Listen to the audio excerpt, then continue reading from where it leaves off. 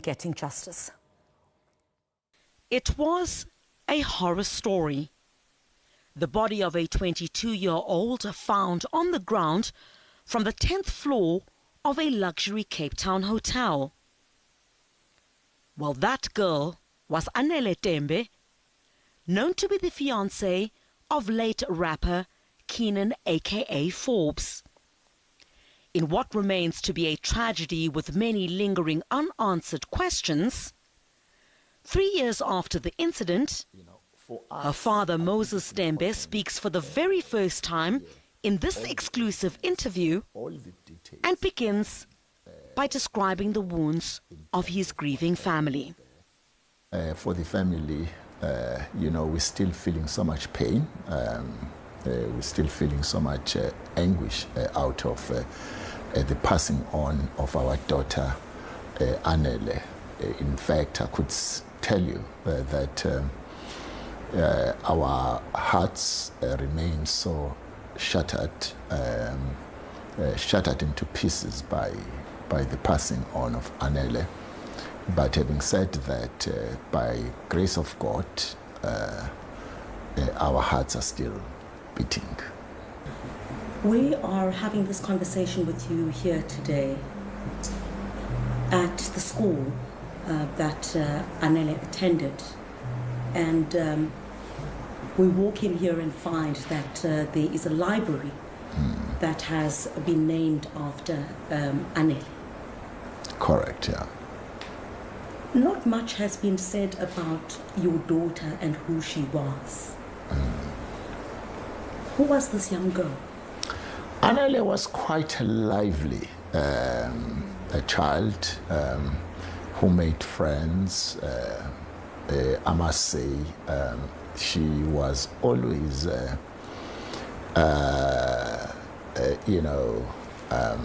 positively disposed to good environments around her. She loved reading, she loved sport, she knew what she wanted in life. So as a family, when we reflected on what we could do to keep her legacy and spirit alive, because she loved reading, and library was always a happy space for her. We could not find a project more appropriate than doing this library. We thought that it's not only keeping her legacy and name alive, but it's a project that is adding value to other kids. So this is the first time that you speak on the passing of your daughter. Take me back to the day when you found out that she had passed away. My family came in and I was preparing to go to church that day, and unexpectedly my brothers came to deliver the very sad news. It was quite painful. In fact, I could use a metaphoric word where I was quite gutted. That sinking feeling, where you feel like there is someone who is, taking the guts out of your stomach. It was quite painful. What made it worse, really, is to hear the news as to what happened. And I was in Durban as we live here. So I could not be there, obviously, and when we switched on the TV, because they were telling us that the news are actually running on on TV, to see your daughter lying there covered in foil, it's quite a traumatic experience, and at the time we did not have any details other than that she's fallen. So one was beginning to think who was there at the time she fell, and we're told that she was alive for something like 20 minutes. I began to say, oh, who was there? Who saw her? So there were many questions which added more pain to the whole experience. So it was quite painful, yeah. Well, more so because her father says Anele was a lover of life. Anele loved her life, how much she respected herself. I knew, her plans, how much, she was looking forward to the next chapter of her life.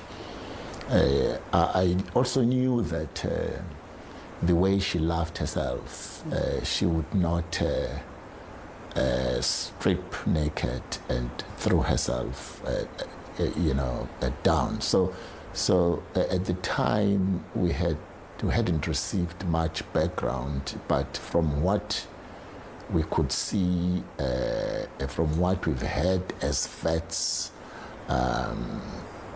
that she was actually recognized by or found out by some other lady in the street, and so on and on, unattended to. One got a sense that there could be some foul play, but one was not there. This matter is a subject of the inquest, and I truly believe that the process must be respected. It would be amiss of me to get into the details of the inquest. In fact, it would be out of order. So I really think that we need to give space to the process. Then the National Prosecuting Authority decided not to prosecute anyone in this matter. And I know that you were, as a family, were not happy with that because you wanted that decision to be reviewed. Why? As you know, the police had been in touch with us all the way. They cooperated with the family. They kept us informed of all the developments. So given what we've had at the time, the information which was at our disposal, there was an expectation that there will be a prosecution. But obviously, we were not judging anyone at the time. We looked forward to that prosecution, which would have led to a closure. You said you were looking forward to a prosecution. Correct. Are you talking about the prosecution of the person who was there when this took place? Obviously, at the room where Anele is alleged to have fallen, he was with someone, So the police never told us who was going to be prosecuted. The police advised us that they were, had a strong case and they will prosecute. I almost have a sense that you don't want to say his name. Yeah, she was in the company of Keenan, very true, but that it follows that Keenan was going to be prosecuted, and that Keenan was guilty of anything. No one knows about that. You know, to that point, it has always been critical for the family to have Keenan on the box, whether as a witness or as an accused. For us, a proper closure required that the last person who was with our daughter be present. The Tembes say it was very difficult to stay neutral in the matter, but the family says it did.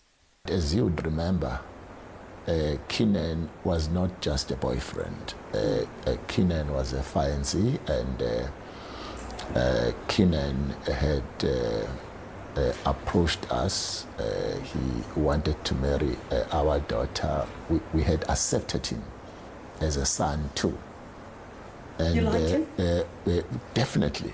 I liked Keenan. And believe me, I'm the first person to tell you that Keenan never put his foot wrong in front of me. He never said anything amiss. I liked him a lot. I met him on stage. He was performing with the orchestra. I knew nothing about Keenan. I'm not into this type of music.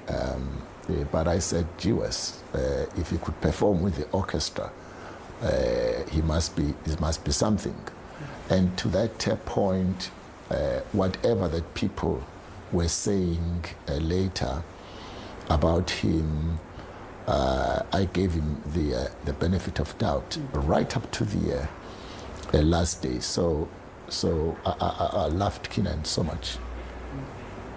And to that point, for us as a family, me in particular, you know, as some kind of head of that family, I kept on saying to my children, to my parents, and everyone who was affected by this, it's important to treat Keenan like our own child, so that we can actually be objective as this process starts. So that was our attitude, and that continues to be our attitude to this day. I object to anyone who suggests that Keenan killed our daughter. I'm saying we need to lead evidence, and the evidence will tell us exactly what happened. Well, I recall after Keenan, aka Forbes, had been killed, there was a lot of wild speculation about who may be behind his murder. Your name had also been thrown around. I'm sure you'd seen that on social media. Would you want to respond to that at all?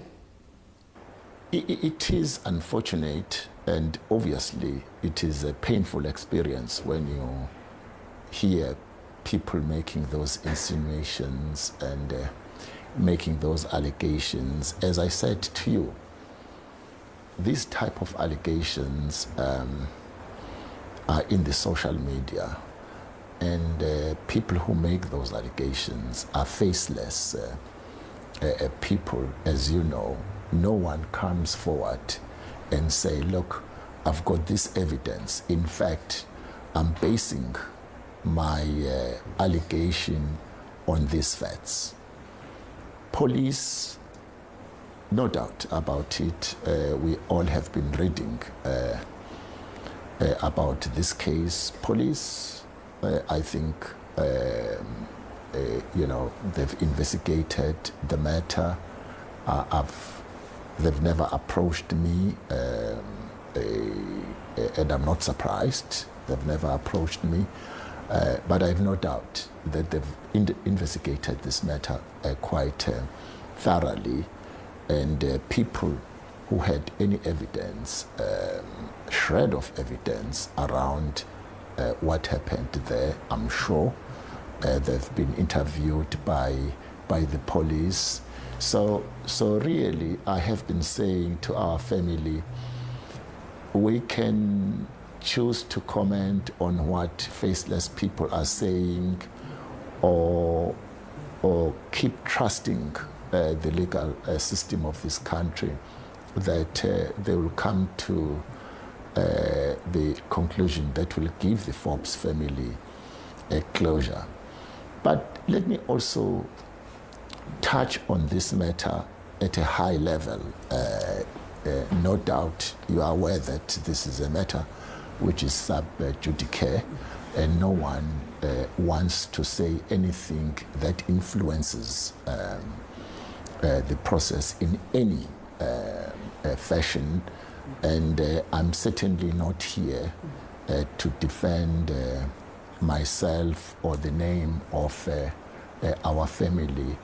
I can tell you now that anyone who knows our family very well, who knows me very, very well, is not among the faceless people who are making those insinuations.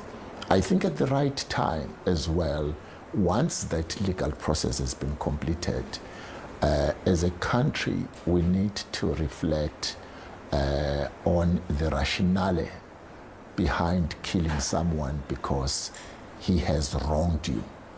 You know, I did indicate to you that that inquest and closure for the family will never be complete without Keenan.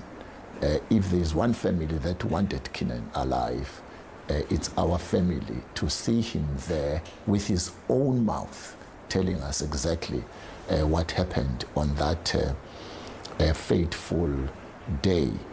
Then a decision was taken by authorities to refer Anele's death to the inquest court. A date for the first sitting was set for the 16th of October 2023, but there have been multiple delays since last year. Moses Tembe lambastes individuals in the NPA in the Western Cape for what is referred to as shoddy work. I would even dare say, this blame squarely belongs to those individuals in Cape Town. You know, I think it's high time we do not blanket issues and say NPA is this, NPA is that. We need to be focusing on the individuals responsible. Those individuals have not done their job well. What were some of the reasons that you were given for this delay? Why are you placing blame on those individuals? What are some of our lawyer, reasons for this delay? Our lawyer hasn't tabulated all the reasons. In fact, we attended the last session. All we saw were lawyers representing the Forbes family who were objecting to this, objecting to that, this issue, that other issue. I think they were doing that within their rights. We know that there are a number of documents which were meant to be certified and other issues which were meant to be done between October and now. That delay between October and now is totally unacceptable. When SABC contacted the NPA in the Western Cape about the accusations, it said the Director of Public Prosecutions in the Western Cape made a decision not to prosecute in 2022, and the Tembe family then wanted to make representations to the Office of the National Director of Public Prosecutions. It says they did not do so, and as a result of the family wanting to make representations, they say the inquest could not go ahead. But when the SABC asked for a Zoom interview to ventilate the above, already the NPA in the Western Cape had indicated in that response that it would not comment any further on this matter. When SABC News asked police about allegations of some witness statements not being commissioned, this is the response we received from the Western Cape Police, that the matter is before the courts and they won't be commenting. While the Tembes wait for the long-awaited inquest to begin, whilst we miss her, whilst we are in pain, but we are not grieving like people who have no hope. We know that at some point when that trumpet sounds, we shall meet in heaven. Criselda Lewis, SABC News in Durban. All right, there's been lots of reaction to the interview, of course, by the SABC on Moses Tembe speaking for the very first time about the death of his daughter. And let's take a look at some of the tweets that have come through. Certified Ecotourism Doyen says, just like any parent family would, her death left them with a lot of questions. Thank you very much for sending through your comments. Guguletu says that the person that was with their daughter is gone. At this point, they must make peace with the situation and start the healing process. Guguletu, thank you very much for getting in touch with us on some of these. So, vote MK 29 May, I guess clearly, Spek Andando, that's him, says. So, he objects to anyone saying Keenan killed his daughter, but at the same time, they expected a prosecution. So, whom do they want to be prosecuted when there was an inquest and not a murder docket? That inquest, of course, their spare is yet to get underway. Thank you very much indeed. Brenda Waddle, good to see you on the timeline there. Moses is clearly distraught, as any loving parent would be, but his utterances are contradictory. Bottom line is he wanted Keenan in the box, whether as an accused or a witness. How? Brenda asks. The NPA needed to establish the existence of a prima facie case first. Yo, tragic, but I, says Brenda. Khuma Maqina says we got so focused on the popularity of the case and giving our own versions of what happened and forgot that a parent lost his 22-year-old child. Apole utata, says Khuma. Mahlubi Stevens says the thing about being diplomatic as he was in the funeral of her daughter, you would think people are fine, but when you dig deeper, kanti people are wrecked, says Mahlubi. Thanks indeed for commenting on that, Mahlubi. Amo Floyd says, watch the interview. The father is hurt by what happened. What a tragic story about Anele and Keenan. Let's hope the truth comes out one day. Amo Floyd, thank you very much indeed. One of the regulars, of course, on the timeline. MSJ Musa says this is painful, not knowing what really happened, and that one went to the grave with the answers, says MSJ Musa. And Hlengi Nombeko says AKA had all the answers, but they chose their own prosecution. All this doesn't matter now. They are both gone, and the blame is on the person who took AKA's life. They should have let him live to tell his side of the story and be prosecuted if he was indeed guilty. Just some